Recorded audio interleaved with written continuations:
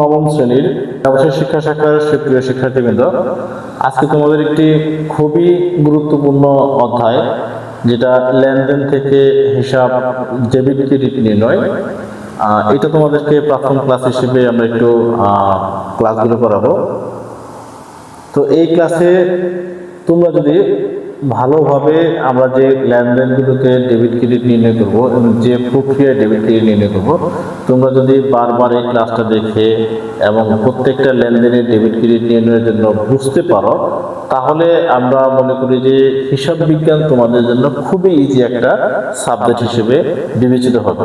কারণ আমাদের হিসাব বিজ্ঞানের প্রত্যেকটা অধ্যায় যখন আমরা করব, অবশ্যই আমাদের এই যে লেনদেনগুলোকে ডেবিট ক্রেডিট নির্ণয়, হিসাবের বিশ্লেষণ করে ডেবিট ক্রেডিট নির্ণয়, সেগুলো প্রত্যেকটা ক্লাসে আমাদের প্রত্যেকটা অধ্যায়ে আমাদের প্রয়োজন হবে।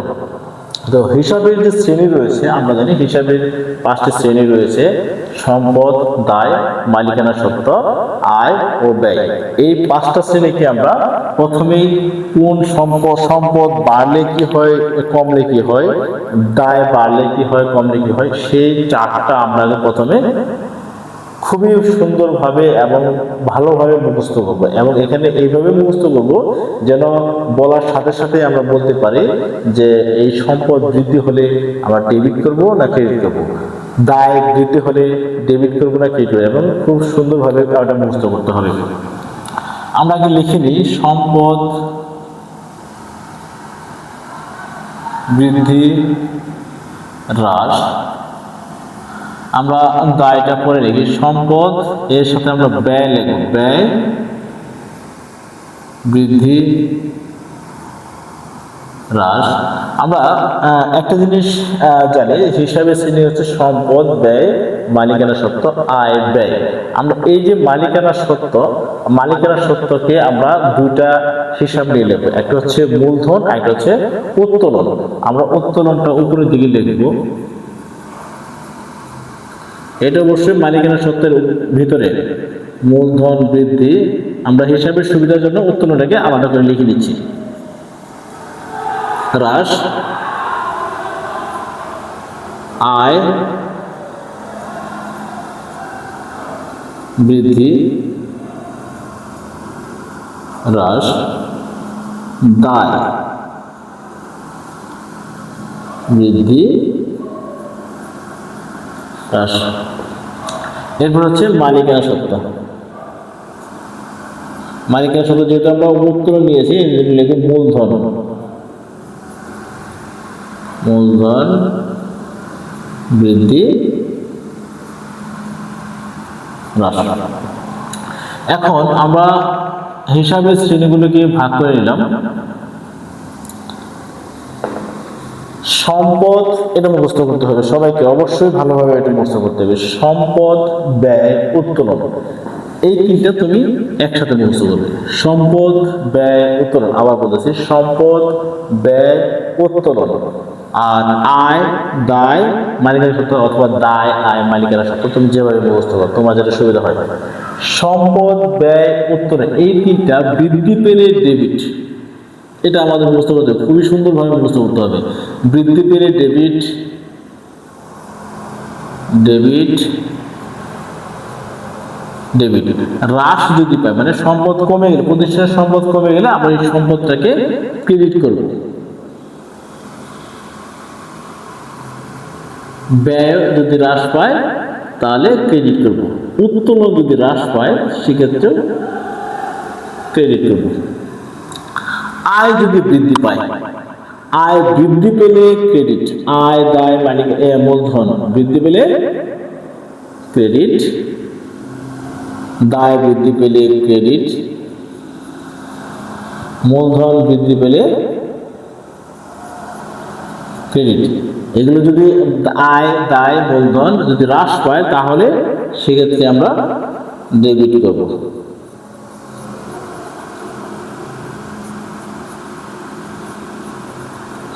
আবার বলছি, এই তিনটা সম্পদ, ব্যয়, উত্তোলন যখন প্রতিষ্ঠানের সম্পদের পরিমাণ বৃদ্ধি পাবে, ব্যয়ের পরিমাণ বৃদ্ধি পাবে এবং উত্তোলনের পরিমাণ বৃদ্ধি পাবে, তখন এই হিসাবটাকে আমরা ডেবিট হিসাব হিসেবে লিপিবদ্ধ করি। যেমন সম্পদ একটা রয়েছে নগদ টাকা, নগদ টাকাকে আমরা নগদান হিসাব হিসেবে লিপিবদ্ধ করে থাকি।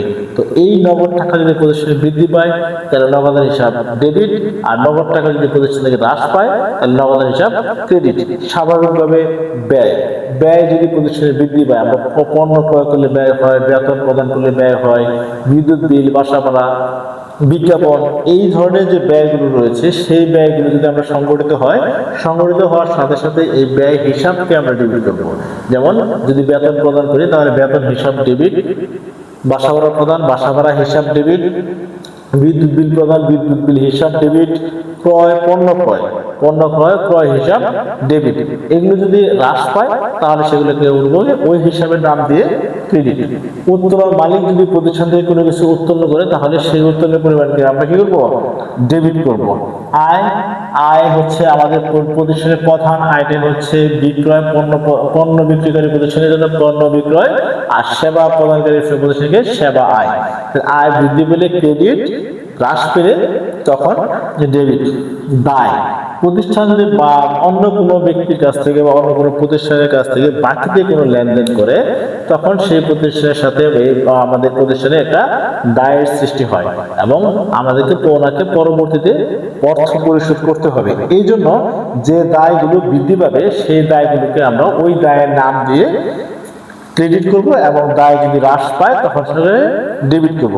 মূলধন, মালিক প্রতিষ্ঠানের মূলধন প্রদান করলে তাহলে সেই মূলধন হিসাবটাকে দিয়ে আমরা ক্রেডিট করব এবং মূলধনের ক্ষেত্রে যদি হ্রাস পেয়ে যায়, মূলধন হ্রাস বা উত্তোলনের মাধ্যমে হ্রাস পায়, সেক্ষেত্রে আমরা মূলধনটাকে কি করব? ডেবিট করব। আমরা কিছু লেনদেন লিখি, যেমন হচ্ছে একটা করে লিখি। পণ্য ক্রয় 20,000 টাকা। পণ্য ক্রয়, এটা খেয়াল রাখবো, এই জিনিসটা মাথায় রাখতে হবে। পণ্য ক্রয় নামে, পণ্য বিক্রয় নামে যে লেনদেন থাকবে সেই লেনদেনগুলোতে হিসাব লেনদেন লিপিবদ্ধ করার সময় এই পণ্য শব্দটা দেওয়া যাবে না।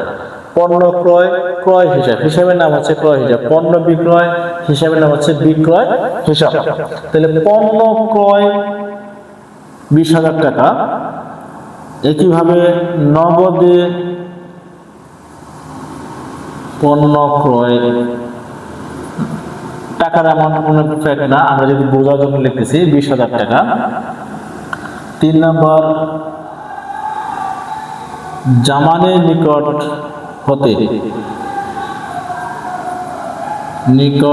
হতে পণ্য ক্রয়। এখন এই তিনটা লেনদেন আমরা প্রথমটা বলি।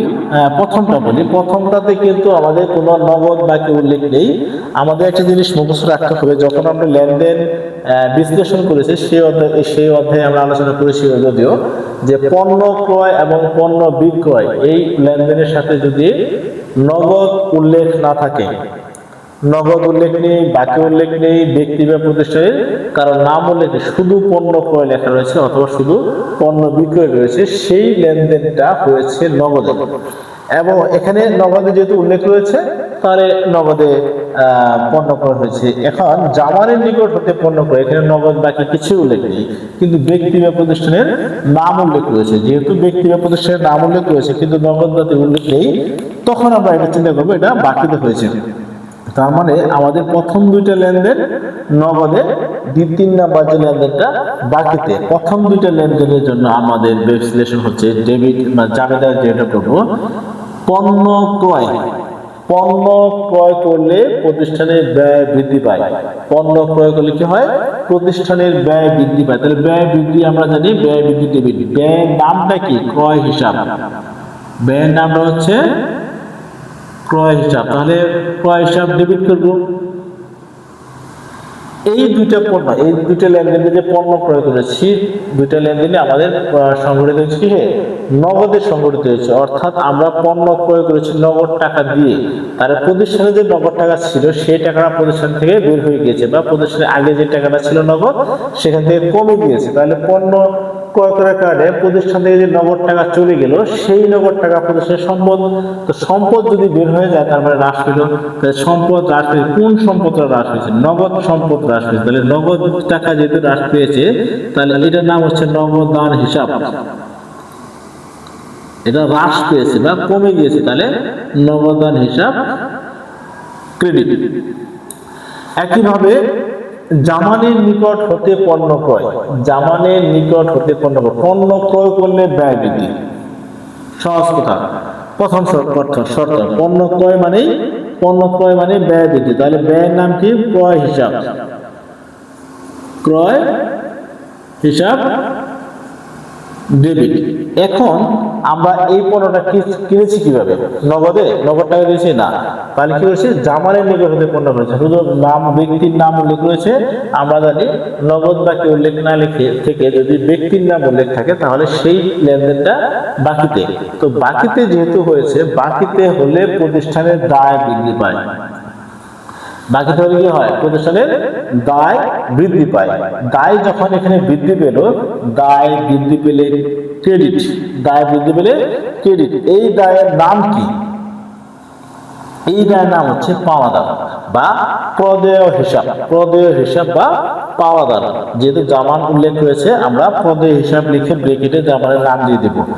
এটার নাম হচ্ছে প্রদেয় হিসাব। জামান লিখে দিতে পারি, জামান। প্রদেয় হিসাবটা কি? প্রতিষ্ঠানের দায় বৃদ্ধি পেল, পাওনা বৃদ্ধি পেল, তাহলে প্রদেয় দায় বৃদ্ধি পেলে ক্রেডিট। টাকার পরিমাণ নিয়ে আমরা টাকার পরিমাণ যখন আমাদের লেনদেন অঙ্কে যাব তখন আমরা বুঝতে পারবো। তো এই দুটো লেনদেন আমরা বুঝতে পেরেছি কিনা তোমরা অবশ্যই আমাদেরকে ক্লাস দেখার পরে এগুলো পজ করে অবশ্যই তোমরা আমার কমেন্টে জানাবে যে এই দুটো লেনদেন আমরা বুঝতে পেরেছি কিনা। আমরা একটু রিভাইজ দিই পণ্য ক্রয় সংক্রান্ত লেনদেনের জন্য। পণ্য ক্রয়টা হচ্ছে প্রতিষ্ঠানের ব্যয় বৃদ্ধি করে। এই পণ্য ক্রয়টা যদি নগদে হয় তাহলে প্রতিষ্ঠানের নগদ টাকা বের হয়ে যায়। প্রতিষ্ঠানের নগদ টাকা বের হয়ে গেলে নগদ সম্পদ হ্রাস পাচ্ছে, সম্পদ হ্রাস ক্রেডিট। আর পণ্য ক্রয় যদি বাকিতে হয় তাহলে প্রতিষ্ঠানের দায় বৃদ্ধি পায়। দায় বৃদ্ধি পেলে আমরা জানি দায় বৃদ্ধি পেলে ক্রেডিট। যেহেতু পণ্য ক্রয় ব্যয়, উভয় ক্ষেত্রে ক্রয় হিসাবকে আমরা ব্যয় হিসেবে ধরে ডেবিট করব। নগদে হলে নগদ টাকা ক্রেডিট, বাকিতে হলে পাওয়াদার ক্রেডিট। আমরা পরবর্তী লেনদেনটা দেখি। বিক্রয় সংক্রান্ত একটি লেনদেন, দুইটি লেনদেন লিখি আমরা। বিক্রয় সংক্রান্ত দুইটি লেনদেন। এক নম্বর হচ্ছে বিক্রয় 50,000 টাকা। টাকার এখানে ফ্যাক্ট না, আমরা যেহেতু লেনদেনগুলো বুঝতেছি এই জন্য টাকাটা বিষয় না। 2 নাম্বার হচ্ছে নগদে বিক্রয়। 3 নাম্বার হচ্ছে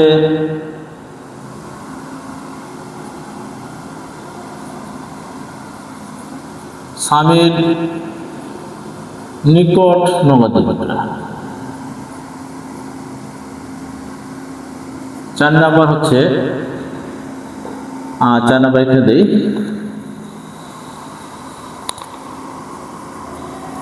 4 নাম্বার বাকিতে বিক্রয়।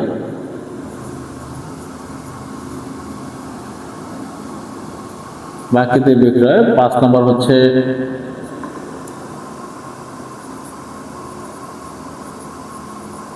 হাবিবের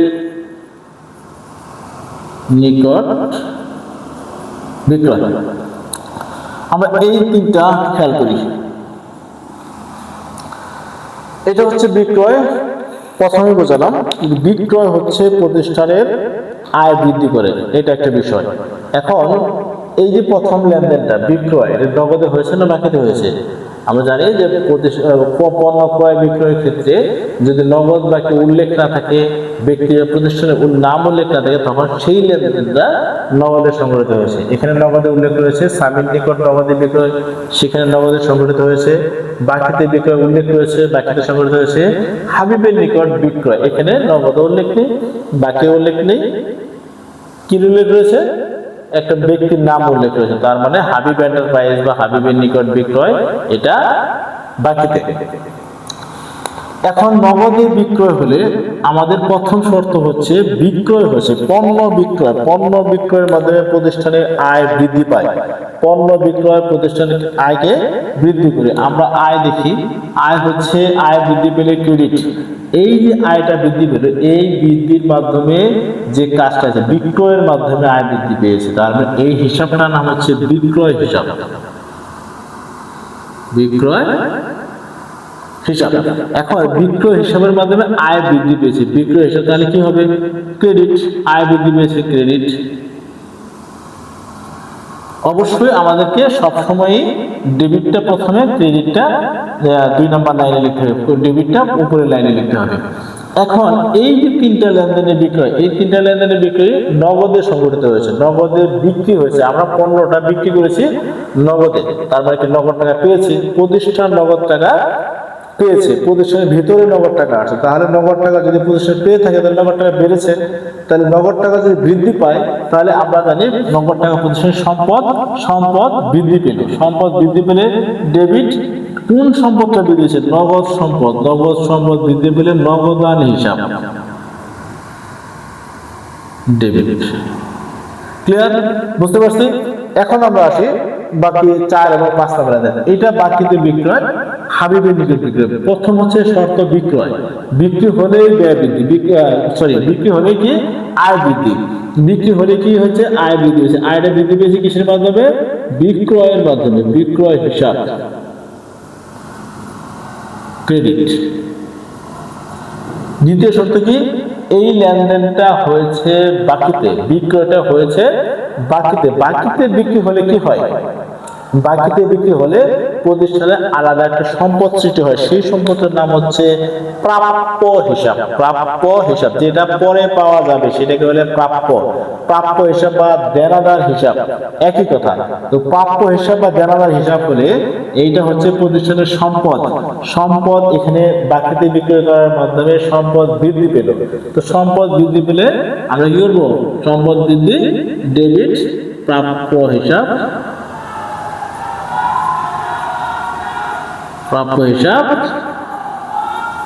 ডেবিট। প্রাপ্য হিসাব কি? ডেবিট। তাহলে আমাদের পণ্য ক্রয় এবং বিক্রয় সংক্রান্ত যে লেনদেনগুলো আমরা এখন বুঝতে পারলাম, যদি আমরা এই লেনদেনগুলো আমরা ভালোমতো বুঝতে পারি তাহলে ক্রয় বিক্রয় সংক্রান্ত যে লেনদেনগুলো রয়েছে সবগুলো লেনদেন আমরা খুব সুন্দর মতো বুঝতে পারবো। অবশ্যই আমাদেরকে এই যে আমাদের ডান পাশে যে রয়েছে সম্পদ, দায়, উত্তোলন, আয়, দায়, মূলধন, এগুলো বৃদ্ধি পেলে ডেবিট, হ্রাস পেলে ক্রেডিট কোনটায় সেটা অবশ্যই সুন্দরভাবে মুখস্থ থাকতে হবে। এটা যদি মুখস্থ না থাকে তাহলে আমরা লেনদেনের হিসাবগুলোকে ডেবিট ক্রেডিট নির্ণয় করতে পারবো না। তো আজকের মতো আমরা লেনদেনের হিসাব, ডেবিট ক্রেডিটের যে ক্লাসটা আমরা আজকের মতো এখানেই রাখবো। পরবর্তী ক্লাসে আমরা ব্যয় সংক্রান্ত এবং মালিকানা সংক্রান্ত, ব্যাংক সংক্রান্ত যে লেনদেনগুলো রয়েছে, উত্তোলন সংক্রান্ত যে লেনদেনগুলো রয়েছে সেই লেনদেনগুলো ডেবিট ক্রেডিট নির্ণয় করার চেষ্টা করবো। আসসালামু আলাইকুম।